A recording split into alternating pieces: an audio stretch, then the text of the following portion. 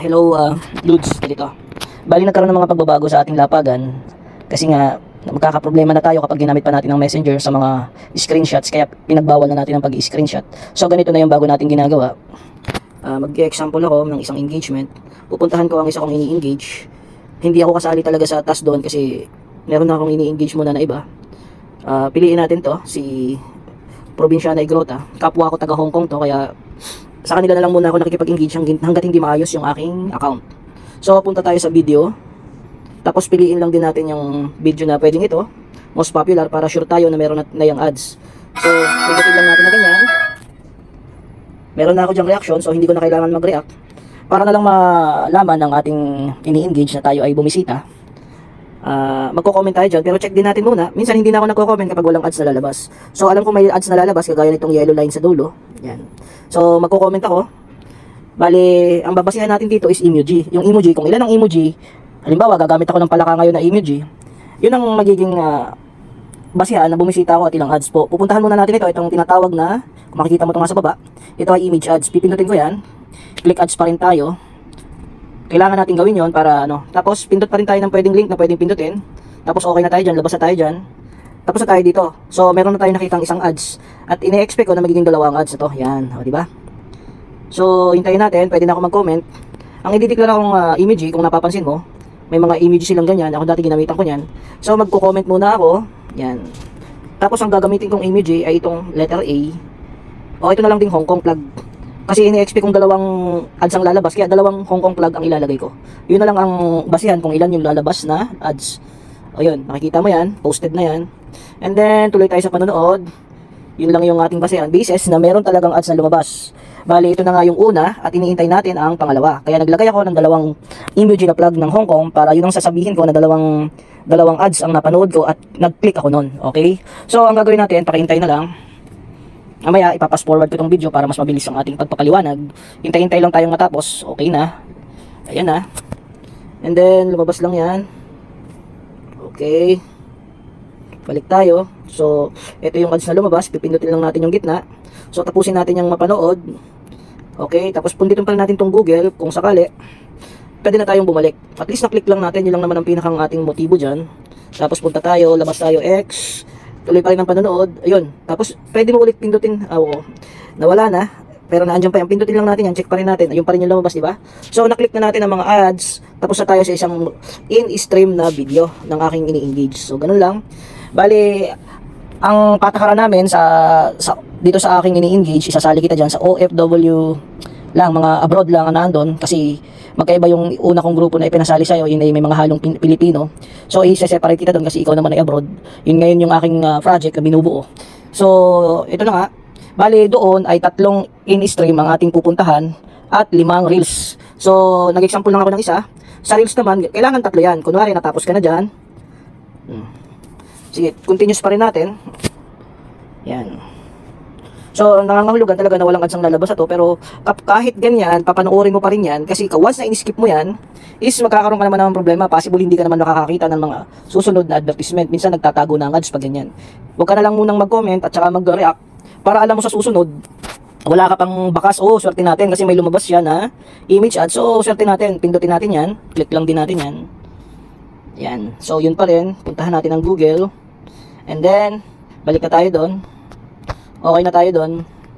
Balik na tayo. Okay. Yung sa pinapanood natin, swerte natin at nakakuhuli tayo ng isda. So, ibig sabihin, kahit wala siyang yellow line sa dulo, meron na tayong nahuling isda and sapat na yon para ma-declare natin na meron tayong pangalawang in-stream na napanood na nakahuli tayo ng isda. So, ganun lang. Tuloy lang natin ang ating panonood hanggang tapusin pa rin natin ang video kasi 1 and 20 minutes lang naman yan. So, mamaya, mapapansin mo, iisa-isahin ko sa'yo kung paano ilapag yan sa lapagan. Kailangan nakalista yan kasi hindi na tayo nag-i-screenshot. So, okay na tayo sa pangalawang video. Ang gagawin natin is papanoodin naman natin ang pangatlong video.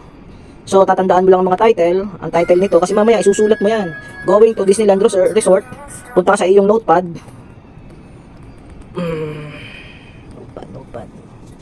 Notepad. Tapos, sulat mo lang. Date ngayon.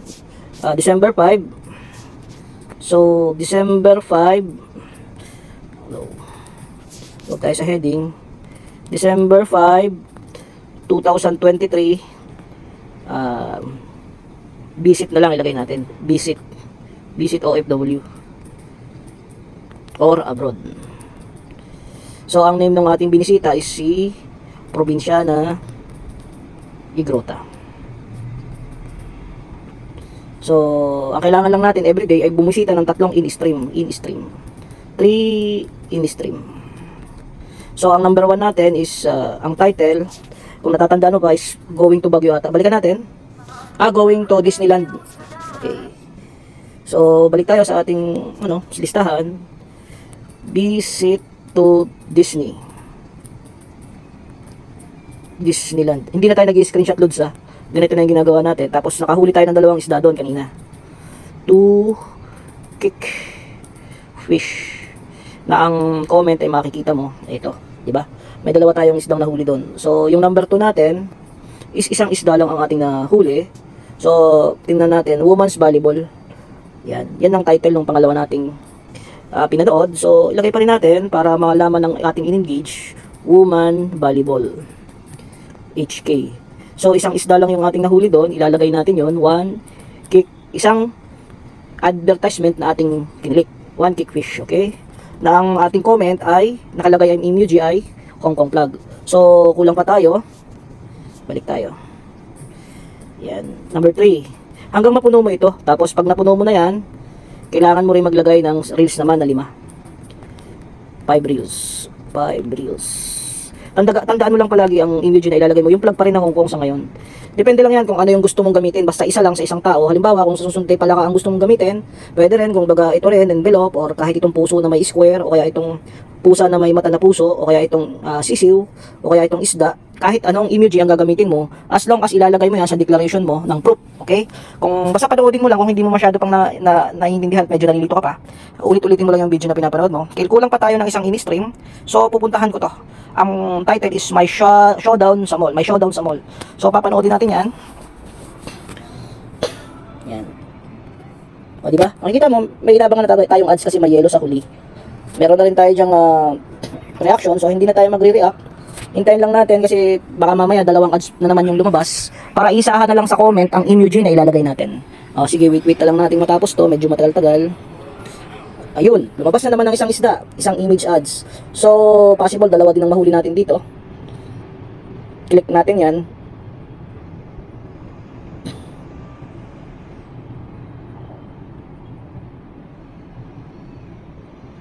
Huwag mo nang, yan, hindi ko na i-click yung mga ganyan kasi mahihirapan ako makahanap ng isda mamaya. Labas na ako dyan.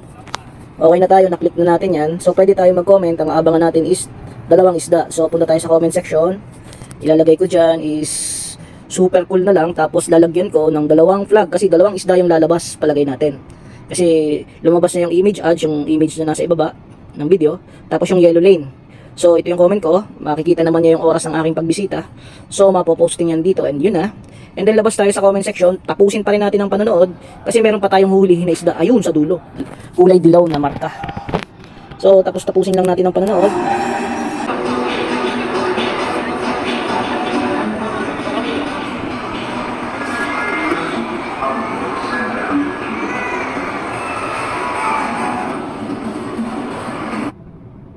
Okay na, lumabas na yung ads. Pindutin natin yung gitna, walang link. Pindutin natin itong get offer. And then yun. Okay na tayo dyan. Hindi ako pipindot ng ganitong mga cookies kasi possible pag pinindot ko yan, magkakaroon ng problema ang aking panonood. Pupuntahan ko na lang itong cellphone number. Okay na yan, labas na tayo dyan. Ganun lang ang ating pag-engage. So, ang title is My Showdown sa Mall. So, ilista din ulit natin yan. My Showdown sa Mall. Then, underscore 2 kick fish. Na yun, ito yung emoji na ginamit natin ay Hong Kong. Okay, so ang kulang na lang natin is 5 reels. Number 1, yung panonood ng reels, ano lang naman yan kataasan na yung pinakamababa, basta 10 minutes 10 seconds ang ano yan, ang panonood lang. Tapos pag napanood mo na siya, na-views mo na ng 10 seconds, pwede ka na mag-react and comment. So yun na lang ang tatapusin natin. Ganyan lang palagi ang ating task. Okay, balik tayo kay Igro. Tatapusin na natin yung task sa kanya. Punta tayo sa reels niya. Yan, puntahan natin yung reels. Ito. Ganito lang naman ang kadalasan yan. Bilang ka lang ng 10. 1, 2, 3, 4, 5, 6, 7, 8, 9, 10. Then react. Mag-heart ka kung gusto mo kahit anong reactions. Medyo hindi pa lumbas kasi nagkakaproblema nga minsan.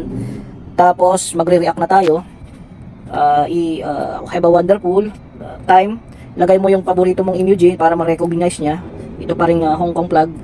And then hintayin lang natin siyang ma-post. Okay na. Ayan, meron na tayong isang pinanood. Tandaan mo lang yung video compilation nakalagay. So ilagay natin is ganito, video compilation sa reels.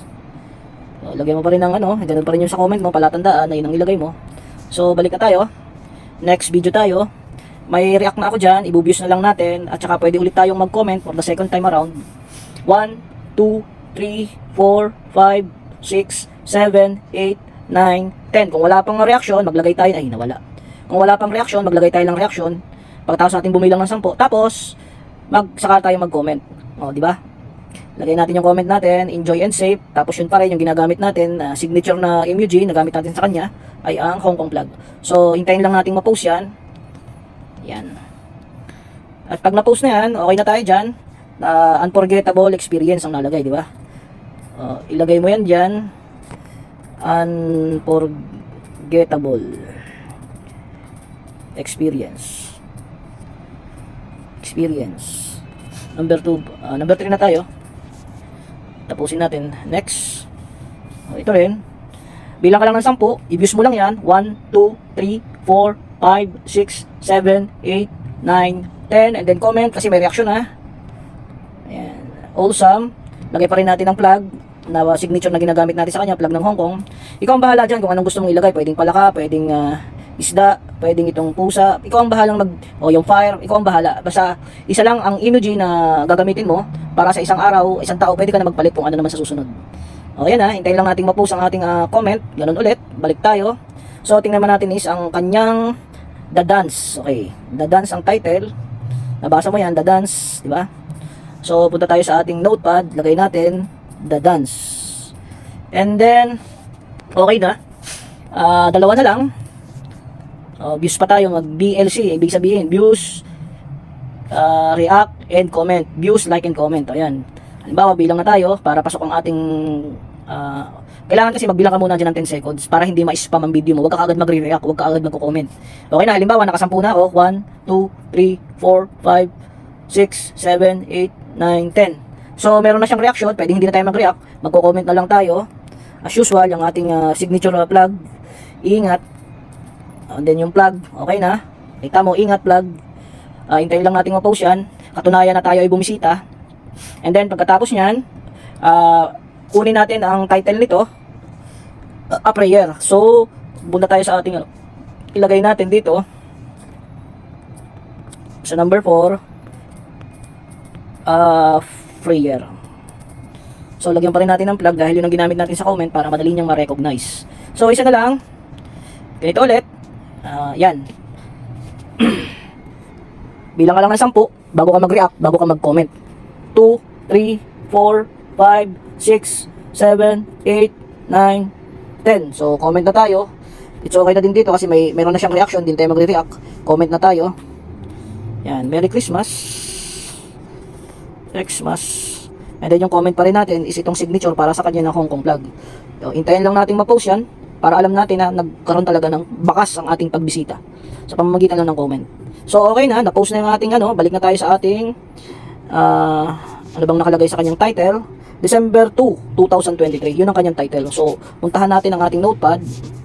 And then December 2, 2023. Yan ang kanyang title. And then lagyan lang natin siya ng ating emoji. So tapos na tayo dyan.